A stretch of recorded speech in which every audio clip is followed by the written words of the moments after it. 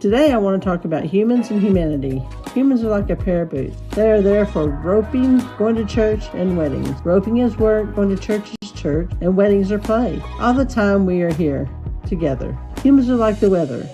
Good weather, rainy weather, and blizzards. Good weather, the path is easy and the burden is light. On rainy weather, it's a little harder, but it's good for the soul. Blizzards, you lose your way, it's very hard. But when it's over, the snow is beautiful, white, and pure. Humans and religion go together. We need the direction, as religion is like a compass. It shows the way. The answer is there only if we look at it. The compass will guide us throughout our lives, and there's no expiration date. But it's weather compass. As we go, the road may present challenges, but Jesus will tell us the way we should go.